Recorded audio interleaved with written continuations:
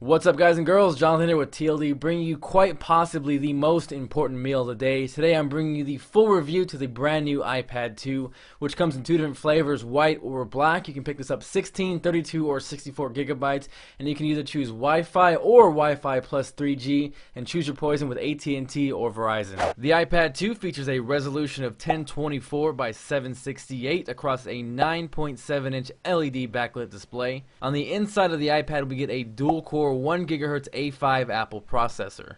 Now, along with the new dual-core CPU, we get dual-core graphics processing. Apple claims this to be 9 times faster. According to benchmarks, it's actually about 6 times faster than the previous iteration of the iPad.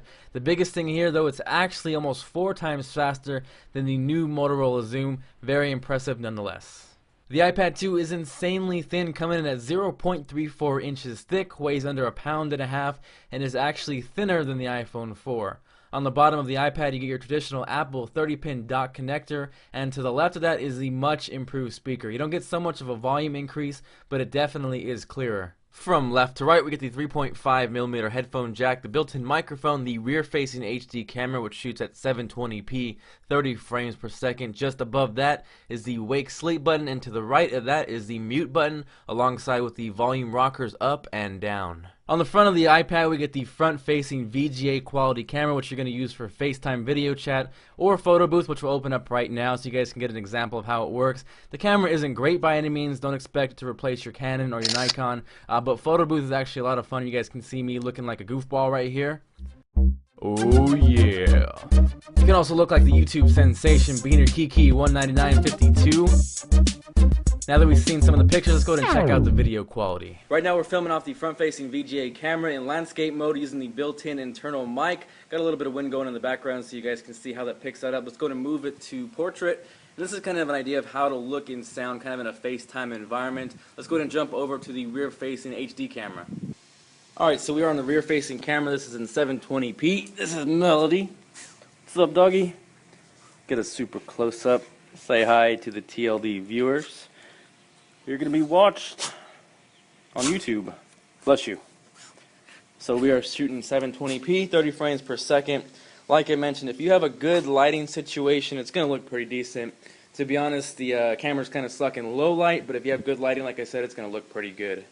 Alongside the HD camera comes iMovie for the iPad. This is a $5 paid application, totally worth the money though, very nicely laid out. What you're seeing right now is footage from Matt's Macintosh. He actually used nothing but the iPad's camera and iMovie for the iPad to create one of his reviews. I will post a link to check out that video, as well as his channel. He puts out some great content.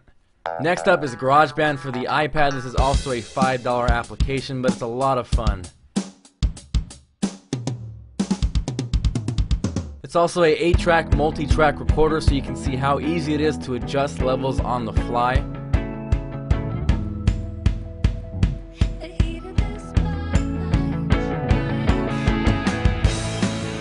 Here's an example of smart drums for GarageBand on the iPad. You can manipulate the drums, get random patterns. Pretty cool for songwriting. You can move the kicks, the snares, change it from simple, complex, loud, and quiet.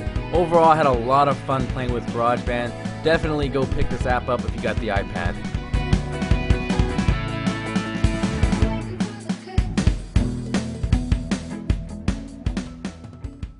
The iPad 2 ships with iOS 4.3. Here's a quick snippet of multitasking, how easy it is to adjust brightness on the fly.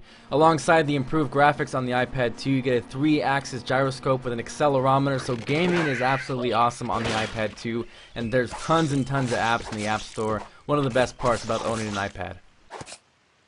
Here's a quick example of smart covers for the iPad. I think they're awesome. They snap on via magnets. You can wake and turn off your iPad just by closing the cover.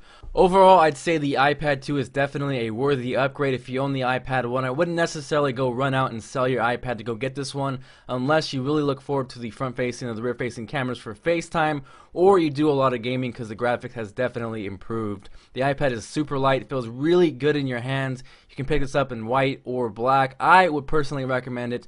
Really enjoying the iPad 2 so far. Thanks for watching this review. Feel free to subscribe if you haven't already. Make sure to check out a few different videos covering the iPad, the unboxing if you missed that, and I'll catch you guys later.